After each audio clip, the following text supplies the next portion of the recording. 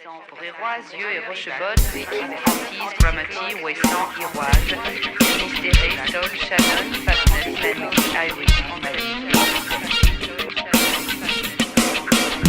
Hey bruit, toi Marty, on embarque, on est parti.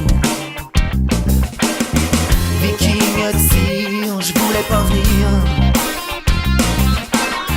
Dogger Fisher, mon cœur, j'ai mal au cœur. Force, Fortis, force 7 après la brise. Arrête la météo, Marie. Le gros temps, vois-tu, je le devine. Et remétéo, Marie. Tes arguments tombent à l'eau quand la mer se fait chafouine. Es 24 de agosto del año 2013, estamos Félix José Hernández desde París y Carlos Manuel Estefanía aquí desde Estocolmo conversando sobre temas de actualidad que tienen que ver con Francia y también con su entorno. Buenos días Félix José, ¿cómo estás? Hola Carlos Manuel, pues muy bien chicos, se fue el sol de París, estamos bajo la lluvia, pero bueno, hemos tenido un verano fabuloso, no nos podemos quejar. Bien, Félix José, ¿de qué temas vamos a hablar hoy en general y después vamos parte por parte? ¿Qué temas quieres desarrollar en general? Pues mira, yo creo que el tema principal, que yo te voy a hablar un poco de las cosas, los temas que han monopolizado la prensa y las conversaciones entre los amigos, entre los franceses durante esta semana. Y sin lugar a dudas, las masacres de la población en Damasco por parte del régimen sirio con la utilización de gases, o sea, guerra química, es horroroso. La televisión ha presentado imágenes terribles. Muchas veces dicen, si hay niños frente a la pantalla, por favor, las imágenes que ustedes van a ver los pueden chocar profundamente.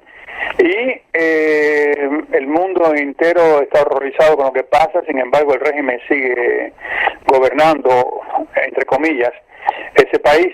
Ahora, lo que se preguntan muchos especialistas es que ¿qué va a hacer el gobierno de Obama? Porque el presidente de los Estados Unidos el año pasado dijo que la línea roja a no pasar era la utilización de los gases contra la población, aunque esta mañana hubo la noticia de que un barco de guerra norteamericano se está acercando a las costas del Medio Oriente, así que vamos a ver qué es lo que va a pasar. Muy bien, muy interesante el tema de Damasco. ¿Y qué otro país de este entorno, no tan cerca de Francia, pero cerca de todo lo que estamos en Europa, de alguna manera piensas tratar? ¿Piensas tratar? ¿Quieres hablar también de otro país que no es Francia? Hay un dato curioso, tú sabes que una enorme cantidad de fábricas, de industrias, de empresas fueron deslocalizadas hacia China debido a que allí los salarios eran muy bajos con respecto a Francia, por ejemplo. Pero ahora hay un nuevo fenómeno que se está produciendo y es que los chinos están invirtiendo, están deslocalizando sus industrias hacia África. El ejemplo más significativo es el de Etiopía. En Etiopía un obrero gana 40 euros al mes y si hace horas extras puede ganar 42 euros. Pero aparte de esa explotación increíble, pero según los especialistas esto puede ser una nueva vía de desarrollo para África, o sea, una industrialización en África gracias a las enormes inversiones que China piensa realizar debido a los bajos precios de la mano de obra, como hizo Europa y los Estados Unidos con respecto a Estados Unidos hacia Brasil y Europa hacia Rumanía, Bulgaria y posteriormente China. Es otro tema del cual se ha hablado mucho durante esta semana en Francia. Por cierto, dime. Algo nada trágico desde el punto de vista humano, con muertes y heridos y explotaciones, pero el gran cantante Charles Aznavour, que es un hombre de grandes cualidades tanto desde el punto de vista musical como humano, sabes que es de origen armenio, él ha hecho muchas cosas por ayudar al pueblo de Armenia, incluso con el terremoto. Había programado un concierto en homenaje al cantante francés Charles Trenet por los 100 años de su nacimiento, o sea, un siglo desde que había nacido. Claro, este señor ya falleció hace años. Y fue el miércoles, se anunció un concierto de Charles Aznavour, en homenaje a Trenet. Pero resulta que Aznavour, en vez de llegar a las 9 de la noche como estaba programado, llegó a las 11. Y solamente cantó 5 canciones, de las cuales 3 con artistas jóvenes que habían monopolizado la primera mitad del espectáculo. Y después él dijo que había terminado y que se iba. Pues fue chiflado por primera vez. Hubo una bronca casi general del público, según el periódico Midi Libre, y una señora declaró, comprendemos muy bien que él tenga 89 años, que esté ya cansado, pero nosotros compramos un billete para entrar a un concierto de Charles Aznavour, no para asistir a lo que hemos asistido. A tal punto el descontento es grande que el alcalde de Narbona, la ciudad donde fue organizado el concierto, decidió que fueran reembolsadas todas las personas que lo solicitaran, todos los que pagaron los 45 euros por ver el espectáculo, y así lo están haciendo desde ayer. Pues una pena que haya pasado esto con un cantante que a los cubanos fue muy caro, muy querido, y tanto en sus versiones en francés como en español. Te quisiera hacer ahora otra pregunta. ¿Cuáles son los objetivos de Hollande para Francia en las próximas décadas? ¿Nos puedes hablar de ese tema? Sí, como no. Mira, el presidente Hollande, él declaró que antes del otoño va a haber una reforma de pensiones y se van a analizar los problemas con respecto a los impuestos.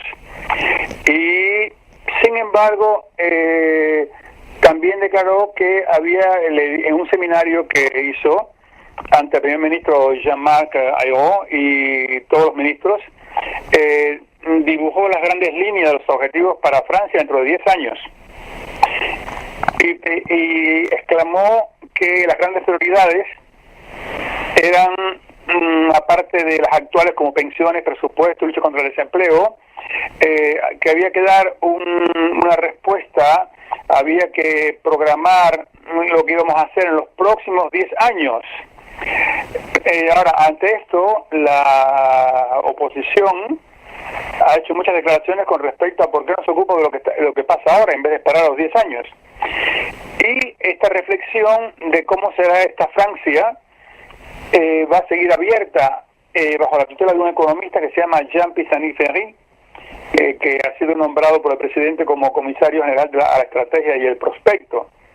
Y este señor fue menos optimista porque declaró que dentro de 10 años Francia será más vieja, más pequeña y menos rica, aunque también estará mejor formada y todavía tendrá todavía será excelentemente equipada y potencialmente atractiva. Pero algunos especialistas estiman que de quinta potencia económica mundial, Francia pasará a ser la octava o la novena, siendo desplazada por los llamados países emergentes como China, Brasil y la India. Y en este seminario hay un ministro que ha estado presente durante todo el verano en la televisión, por todas partes. Hay muchos reportajes sobre él, que es el Valls, el ministro del Interior, y que algunos ministros declararon bajo el anonimato que él irritó a los presentes durante el seminario, porque cuando le tocó hablar, él dijo que el aumento demográfico de África iba a obligar a repensar la política francesa sobre África, y también que había que analizar las medidas actuales sobre la reunificación familiar. Y esto lo publicó el periódico Liberación como declaraciones de un ministro citando a Valls. ¿Me puedes explicar qué aspecto de la política francesa hacia África quiere revisar este ministro? Mira, tú sabes que en Francia hay 6 millones de musulmanes. Sí. La inmensa mayoría provienen de Túnez, Marruecos, Argelia, o los países del África subsahariana o África negra, que fueron colonias de Francia. Ajá. Y una reunificación familiar, o sea, cuando aquí llega una persona de Senegal o de Marruecos o de Túnez, después tiene el derecho a traer a su esposa, a sus hijos, a su familia, y eso hay un incremento de la población de origen africano muy grande, que seguirá incrementándose poco a poco. Y él propone que hay que repensar esa política, o sea, esa apertura que tiene Francia hacia África. Es un poco como los Estados Unidos con México en América Latina. Pero la frase que provocó más irritación, según los ministros, es cuando dijo, yo cito, tenemos que probar que el Islam es compatible con la democracia. Es una frase muy fuerte, ¿eh? Sí, es una frase un poco, yo diría que bastante incorrecta, y no políticamente, sino de conocimiento de la historia del Islam, al que Europa debe tanto, de ilustración y de ciencia. Te quisiera hacer una pregunta, el otro día relacionado con este tema que parece que tiene algo que ver con la no aceptación del otro. El otro día me mandaste un video muy interesante. ¿De qué trata este video para que lo conozcan quienes nos escuchan? Gracias al video te voy a dar dos frases más que dijo Valls en el seminario. O sea, dos opiniones de ministros. Una ministra declaró que Valls había superado una barrera alucinante al periódico Liberación, y otra declaró que su intervención lanzó un frío polar sobre la reunión. Ahora, el video que fue puesto por un joven, Salim, un chico desde el balcón de su casa, filmó algo que ocurrió en la calle en la ciudad de Tours el domingo ocurrió, y el vídeo el martes ya lo habían visto más de 600.000 franceses. Posteriormente pasó por todas las cadenas de televisión, en todos los noticieros, y se ve a un hombre en el piso en la calle con un policía arriba de él, dos mujeres, otro policía les da porrazos con la porra por las piernas, por todas partes del cuerpo. El policía va hacia un automóvil, hacia el carro patrullero, ¿no? Saca una bomba de gas lacrimógeno y se lo lanza sobre el rostro a ambas. Esto ha provocado un gran escándalo en la opinión pública, pero el policía después declaró de que la señora lo había mordido. Claro, nosotros no vemos el inicio del vídeo, sino a partir del momento que le da los golpes. Hay dos investigaciones, una de la policía, o sea, la policía que investiga la actuación de los policías, y hay otra de la policía judicial, o sea, la justicia. El policía en cuestión puede ser sancionado por su trabajo administrativamente o por la justicia francesa. En todo caso, la señora que fue golpeada está citada para 23 semanas a comparecer ante a un juez por haber agredido a un policía al haberlo mordido, y el policía que dio los golpes por el momento está siendo investigado por las autoridades competentes. Me parece que esto es muy interesante porque no se trata solo de un caso de excesiva violencia por parte de la policía, que se da mucho en los países que consideramos democráticos, sino que es un caso que ha sido puesto en la palestra pública gracias a las redes sociales. Entonces ahí tenemos un ejemplo de cómo las redes sociales pueden actuar allí donde a veces las instituciones no funcionan. Y hablando de instituciones, me has informado de que se ha cerrado por orden judicial un centro de vacaciones educativas, ¿no? ¿Es lo que es así como se llamaría en español? Sí. Durante el verano, muchos padres franceses envían a sus hijos a unos centros educativos que están en los campos, donde reciben clases la mitad del día, 4 horas, para matemática, física, historia, etcétera. Y las otras 4 horas pues dan natación, pueden practicar la equitación, el tenis, el básquet, etcétera. Y resulta que había un centro llamado Vacances Educativas, o sea, vacaciones educativas, que algunos jóvenes llamaron a sus padres diciendo lo que ocurría allí. Actualmente la policía intervino, hay 4 adolescentes hospitalizados, otros en estado de rebelión, porque resulta que por falta de empleados los jóvenes estaban prácticamente abandonados a ellos mismos. O sea, allí ocurría de todo. Y El prefecto de la policía de Côte d'Armor, que es la zona donde se encuentra, dijo que los jóvenes estaban en peligro de seguridad física y moral. Mis en danger de la seguridad física y moral, los 80. Estos adolescentes tenían todos entre 13 y 16 años. Y en el sitio web de internet de esta sociedad se anunciaba que por 1.245 euros los adolescentes pueden pasar 3 semanas bien enmarcados en actividades deportivas y educativas. Para que tengas una idea, las duchas eran comunes entre chicas y chicos. Ajá, interesante. Con ese dato te basta para que te imagines todo lo que pudo haber ocurrido en ese centro. Claro. Hay una investigación, fue cerrado, y hay una investigación judicial sobre el caso. Ok, estamos hablando con el profesor latinoamericanista y profesor de español de origen cubano, Félix José Hernández, radicado en París. Estamos conversando con Carlos Estefanía, director de la revista Cuba Nuestra, con este amigo que nos pone al tanto de todo lo que está pasando en Francia y en sus alrededores. Y para ponernos un poco al tanto de lo que está pasando, me gustaría que me contara un poco, me hablase un poco de qué son los tuk-tuks y qué está pasando en el centro de París con ellos. Mira, hay una cosa muy original. Todos los que hemos ido a Asia, yo los vi en Bangkok, los vi en Laos, en China, etcétera. Los tuk-tuk, que son esos pequeñas motos, y entonces en esas pequeñas motos atrás van 2 o 3 personas y que se pueden desplazar por la ciudad, o sea, como si fueran unos microtaxis. Y también están los velotaxis, o sea, es una bicicleta con una especie de cesta atrás con 2 asientos. Y el resultado es que debido al paro, muchos jóvenes han decidido por utilizar tuk-tuks y velotaxis y han inundado París. Los bulevares están llenos de ellos. Claro, los taxistas protestan porque le roban, entre comillas, a los clientes extranjeros, a los turistas. Uno de ellos, uno de los conductores de tuk-tuk dijo: hay el paro por todas partes. Hemos encontrado al fin una actividad que le gusta a los turistas, como en Asia, pero estamos acosados por la policía, ya que hay un vacío jurídico, y sin lugar a duda existe el vacío jurídico.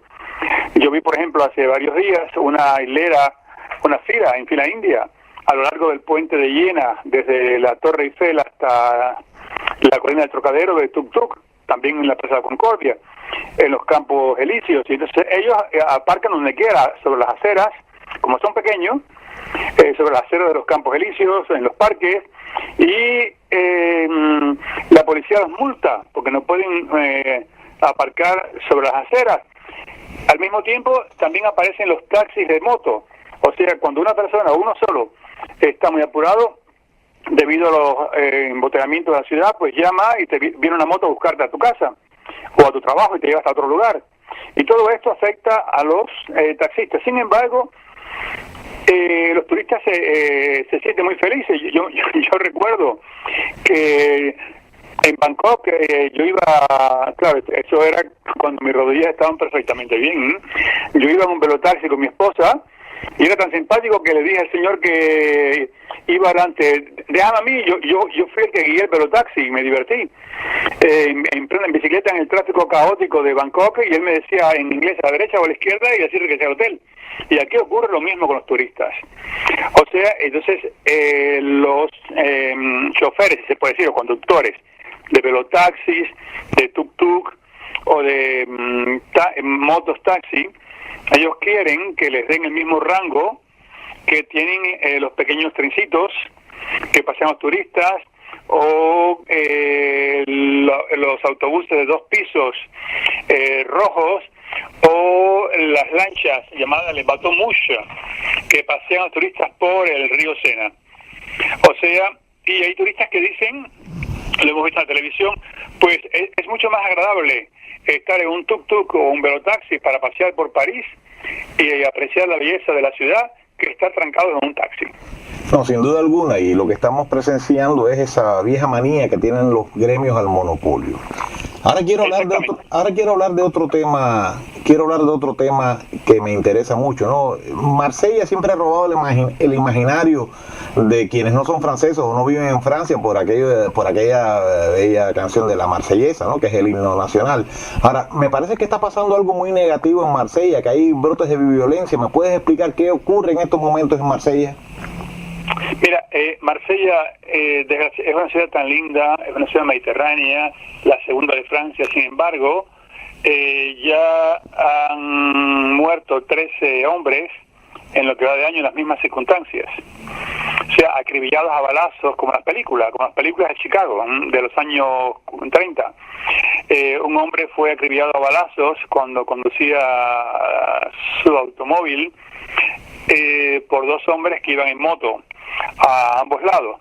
Y esto fue a las 10 de la noche en el barrio del Estac, muy cerca del Gran Teatro Mistral, que es un lugar de concierto famoso. El hombre asesinado tenía 25 años y ya había tratado de matarlo dos veces, según informa la policía. Pero él era conocido por la policía por haber cometido robos, por infracciones a la legislación de armas, de tráfico de drogas, etcétera, y es la 13ª vez que ocurre este hecho. Hace una semana, el 22 de julio, un hombre de unos 40 años fue también asesinado por una ráfaga de Kalashnikov, porque desde que el muro de Berlín cayó, desde la desintegración de la Unión Soviética, no sé cómo, pero han logrado entrar muchas ametralladoras, las Kalashnikov, que en Cuba llamábamos acá, a Francia. Y este hombre fue tipo también película, o sea, a toda velocidad por los grandes bulevares, a tiro limpio, y tiraban desde las motos atrás con la Kalashnikov, y él tiraba por la ventanilla con una pistola. O sea, es el lejano oeste. Y ayer, en Marigny, que es un pueblo de las afueras de Marsella donde se encuentra el aeropuerto, un hombre de 61 años fue asesinado a balazos por dos jóvenes encapuchados que acababan de asaltar un kiosco. Fíjate, un kiosco de venta de cigarros y de prensa. ¿Cuántos habrán llevado? 100 euros, 200 euros. Y este señor, que pasaba en ese momento con su esposa y su nieta de 15 meses de nacida, trató de impedir la huida de los delincuentes. Y le dispararon y lo asesinaron, o sea, lo acribillaron a balazos. O sea que en Marsella, desgraciadamente, las noticias no son nada agradables. La población pide más policías. La derecha, el alcalde de derecha acusa al gobierno de izquierda de que no se ocupa de la violencia en Marsella. La izquierda en el poder dice que él tampoco ha hecho nada nunca y que no ha hecho gran cosa, y que el problema de Marsella no es actual, viene de lejos. En todo caso, hay barrios de Marsella en que la gente vive en el terror, ¿no? Qué pena que estén ocurriendo estas cosas tan macabras. Y hablando de temas macabros, algo está ocurriendo en un pequeño cementerio, que están siendo profanadas las tumbas. ¿Me puedes explicar qué es lo que está pasando? Sí, mira, desde que se abrieron las fronteras al este, pues han llegado muchos nómadas, sobre todo de Rumanía y de Bulgaria. Esta gente vive en el ostracismo, han hecho barrios de indigentes o de chabolas, como dicen en España, bajo los puentes, y como no tienen trabajo, no tienen nada, pues lo único que han conseguido es se dedican a recoger metales, y entonces, claro, cada vez que roban una bicicleta dicen que fueron ellos, pero se ha llegado al punto de que desaparecen los bancos de los parques, los bancos de metal, las sillas y los sillones de los parques, desaparecen carteles de la circulación del tráfico, de giro a la derecha o giro a la izquierda, incluso semáforos. Algunos han muerto tratando de robar los cables de las líneas de ferrocarril, o sea, todo lo que es hierro, metales, bronce, etcétera. Incluso hace poco arrancaron un escudo bellísimo que estaba al centro del puente Alejandro III, considerado como el puente más bello de París. Y ayer, pues, en un cementerio fueron profanadas una gran cantidad de tumbas porque arrancaron los crucifijos de bronce de las tumbas, rompieron las tumbas para arrancar los crucifijos, arrancaron rejas, arrancaron los cristos de las capillas, de los panteones, y esto de las placas recordatorias. Esto ha provocado, sobre todo en las personas, sabes que las personas mayores que van por la mañana van a las tumbas de sus seres queridos, encontraron estas tumbas rotas, los mármoles partidos, profanadas, y ha sido una cosa dramática, lo cual conduce irremediablemente a que haya más racismo aún contra esta población. Sabes que no es una palabra peyorativa. Los de la parte occidental de Europa se llaman los gitanos, la parte oriental se llaman los cíngaros. Yo recuerdo una bella canción italiana, Dammi questa mano zingara, o sea, aquí le llaman le cigane, le goms o le nomade del este, o sea que es una población marginal, muy marginal. De ahí que recuerda que el alcalde diputado de la ciudad, de la elegantísima ciudad de Niza, propuso que se prohibiera a los búlgaros y a los rumanos, o sea, a todo el mundo en la misma bolsa, que circularan en el espacio de Schengen. Bueno, esta medida, no importa los robos que estén teniendo lugar, me está recordando un poco las medidas que comenzaron a tomar quienes, movidos por la xenofobia y el nacionalismo en Alemania, crearon los campos de concentración. Y a propósito de eso, me ibas a decir algo de Angela Merkel. ¿Qué lugar ha visitado recientemente Angela Merkel que tú quieres comentar? Mira, la señora Merkel visitó, tú sabes que en español decimos Dachau, los franceses en Dachau, en alemán es Dachau. Visitó el martes el pequeño pueblo de Dachau para una reunión electoral. Solamente faltan 33 días para las elecciones legislativas y ella desea ser elegida de nuevo, pero aprovechó para visitar el campo de concentración de Dachau, que es un pueblo que está muy cerca de la ciudad de Múnich. Allí puso una corona, se inclinó frente al monumento a los muertos y fue acompañada por el presidente del Comité de Antiguos Prisioneros de Dachau, Max Mannheimer, y por un grupo de viejitos sobrevivientes. Ella tiene 59 años y Mannheimer tiene 93. Él declaró a la prensa de que el hecho de que la canciller alemana haya ido a Dachau es un hecho histórico, porque nunca uno había ido, y es un signo de respeto para los que allí murieron, los que allí vivieron en prisión y sus familias.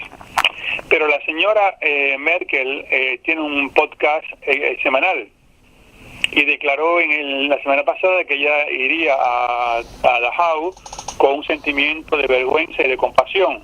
Estoy citando sus palabras, porque es en este pasado que se vivió en los campos de concentración donde ocurrió algo que sigue siendo incomprensible, y no debemos resignarnos jamás a que estas ideas, se refiere a las ideas nazistas, extrema derecha, ocupen un espacio en nuestra Europa democrática. Hay que recordar que los nazis abrieron el campo de Dachau en marzo del año 33, poco después de la llegada de Adolfo Hitler al poder, para internar a los prisioneros políticos, y fue el primer campo nazi que sirvió de modelos para los demás. Por allí pasaron más de 200.000 opositores políticos, homosexuales, judíos, discapacitados, nómadas, prisioneros de guerra durante la Segunda Guerra Mundial, y entre ellos incluso el ex primer ministro francés, Léon Blum, que era judío. Más de 41.000 personas fueron asesinadas o murieron de hambre o de enfermedad, hasta que el campo fue liberado por el ejército americano en abril del año 45. Hoy día, según las informaciones que yo encontré sobre Dachau, es un memorial y que es visitado cada año por más de 800.000 personas. Y hablando de Alemania, te puedo decir que los servicios secretos de los Estados Unidos comunicaron al gobierno de Alemania que hay amenazas muy serias de atentados en los trenes de alta velocidad alemanes por parte de la organización Al-Qaeda. Pero sabes que esto que me estás diciendo se puede conectar con lo que me habías hablado antes, porque uno de los ingredientes o una de las razones necesarias, los motivos necesarios, las causas necesarias para que hubiese un Dachau, el Dachau, como dirían los alemanes, fue en su momento el antisemitismo. O sea, los alemanes tomaron casos muy concretos de plutócratas hebreos para lanzar una campaña contra todos los hebreos y asesinar a una serie de personas que no tenían culpa de eso. Y sin embargo me preocupa que igual que se está desarrollando la islamofobia en Francia, en su vecina Alemania, a partir de esta información sobre Al Qaeda, pueda también desatarse una ola de islamofobia. Y siguiendo en Alemania, me ibas a hablar de un tema que ya se aparta un poco del tema de los musulmanes, algo que tiene que ver con el sexo. ¿Qué es lo que pasa? Mira, ahí podemos ver de cómo ha evolucionado esta sociedad alemana. Yo creo que los viejitos hoy de más de 90 años que vivieron el nazismo no pudieran creer que esto un día ocurriría. Y es que en Alemania será posible ser inscrito al nacer como sexo indeterminado a partir del 1 de noviembre. O sea, que Alemania va a ser el primer país de Europa a reconocer que hay un tercer género, que no es ni masculino ni femenino, sino una especie de intersexual en las inscripciones de nacimiento. Y esta decisión ha sido tomada debido nada menos que a una recomendación de la Corte Constitucional que reconoce el derecho de una persona a un género que ella sienta y viva. O sea, los alemanes inscritos al nacer por sus padres como sexo indeterminado podrán después escoger, cuando sean adultos, si quieren en sus papeles, en sus pasaportes, etcétera, que sea marcado sexo femenino o masculino, o seguir viviendo con el sexo indeterminado. Actualmente, sí es verdad que los transexuales son reconocidos legalmente en Alemania. Los hermafroditas hasta ahora eran inscritos como sexo masculino o femenino. O sea, esto es una cosa que muestra la evolución de la mentalidad alemana en una forma increíble, ¿eh? Bueno, yo no sé. Cuando sabemos lo que ocurrió en ese país hace apenas 60 años. Félix José, yo no sé hasta qué punto es una evolución de la mentalidad alemana y hasta qué punto es una imposición de la doctrina de género, las teorías queer a nivel institucional.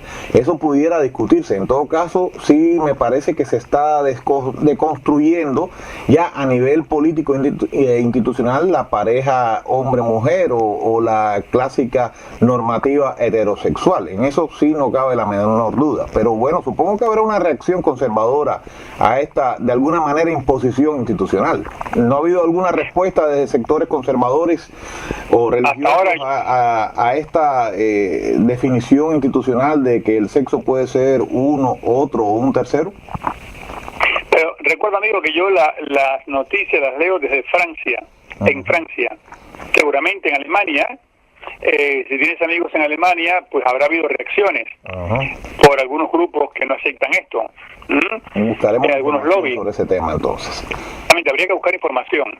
Hay otro país muy avanzado que habla también alemán, que es Suiza. ¿Tienes algo que contarnos de Suiza? Sí, la organización Naciones Unidas Watch, United Nations Watch, aplaudió el martes al Parlamento suizo por declarar inapropiada la nominación de Jan Ziegler al Consejo de Derechos Humanos de la ONU. El Comité de Asuntos Exteriores del Parlamento pidió al ministro de Relaciones Exteriores de Suiza, Didier Buchhalter, cancelar la nominación a la que se han opuesto nada menos que 65 organizaciones no gubernamentales, ONG, y de activistas de derechos humanos, debido a las vinculaciones de Ziegler con varios dictadores.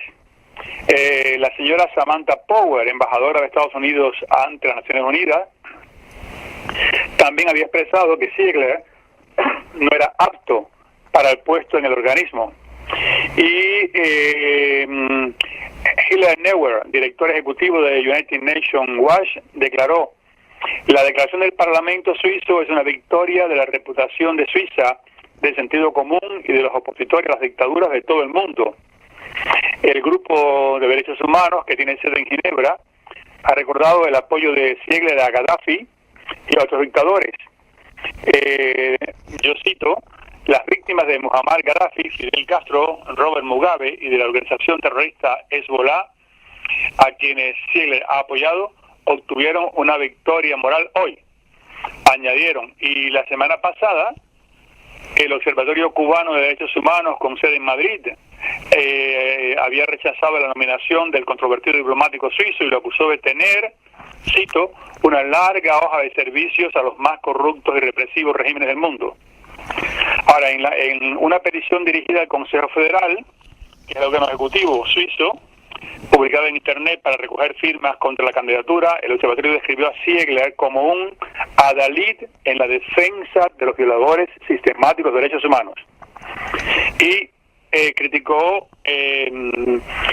diciendo, dentro de su currículum vitae, hay servicios al gobierno cubano durante su mandato como relator del CDH para la alimentación, cuando acudió a La Habana para justificar el incumplimiento de la promesa del gobierno cubano al relator sobre la tortura de visitar la isla. O sea que ha sido una victoria para los defensores de los derechos humanos. Sí, es una victoria indiscutible, pero del mismo modo me parece que es una cierta señal de la doble moral, porque no creo que exista una sola empresa grande en el mundo occidental, digo, en Europa y en Estados Unidos, que no haya tenido contacto, mantenga contacto con un régimen dictatorial o tiránico. Así que vamos a ver cuántas le van a caer después, porque realmente, ¿quién no comercia con China? ¿Quién no comerció con el Irak de Saddam Hussein?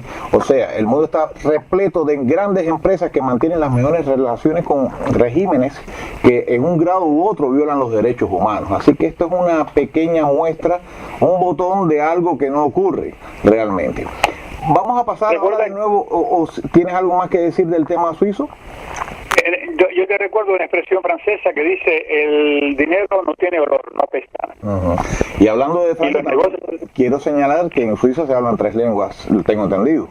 Alemán, francés e italiano como lenguas oficiales. Italiano, francés y alemán. Bueno, y hablando de Francia, entonces, hay una novela célebre que ha sido llevada al cine, por lo menos su nombre, Los Misterios de París, y creo que tienes algo que contarnos de Los Misterios de París. Sí, mira, eso era, lo había dejado para el final, porque es una cosa simpática, una cosa original, pero bueno.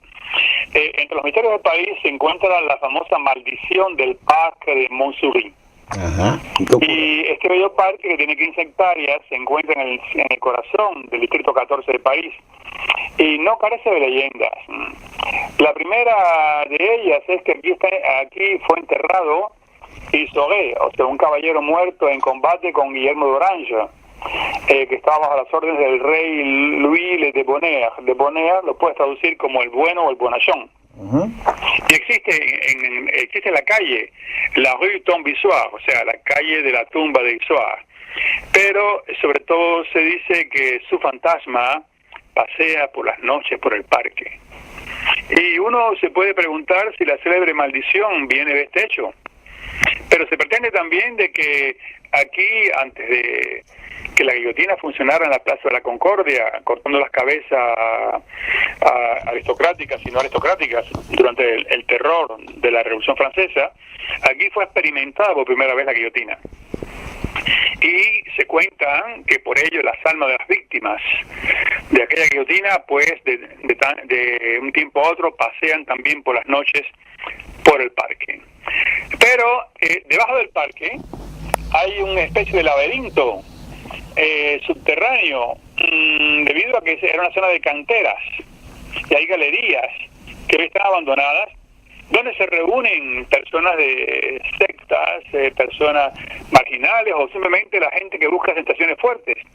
Y hay quienes, unos guías entre comillas, conducen a los turistas ingenuos por algunos euros para mostrarles dónde vive el diablo. Pero en la orilla del parque se encontraba un bellísimo palacio del siglo XIX, el Palais del Bardi, espléndido, y había sido dejado al abandono, de ahí que contribuyera también a la imagen un poco fantasmal de este parque. El Ayuntamiento de París lo había comprado en el año 1991, o sea, un siglo después de su construcción, para restaurarlo, y de pronto se quemó y no quedó nada de él, quedó solo cenizas, quedaron cenizas. O sea que estas leyendas, como todas las leyendas del parque de Montsouris de París, quizás haya un pequeño fondo de realidad. Y amigos, así van las cosas por estas tierras lejanas, como digo yo, del viejo mundo. Pues tierra francesa. Félix José ha cerrado con una noticia tan tenebrosa como interesante. Y te agradezco mucho la panorámica que nos has dado esta mañana. Esta mañana tú desde París, a mí y a todos los que nos van a escuchar, a mí que estoy aquí en un Estocolmo bastante soleado, contándonos qué es lo que está pasando. Te agradezco mucho porque además ha sido una charla muy amena. Gracias, Félix José, por tus palabras para todos los que escuchan este diálogo que vamos a transmitir por distintos canales de las redes. Pues gracias a ti, amigo. Un saludo a la bella Estocolmo y a todos los amigos que nos escuchan.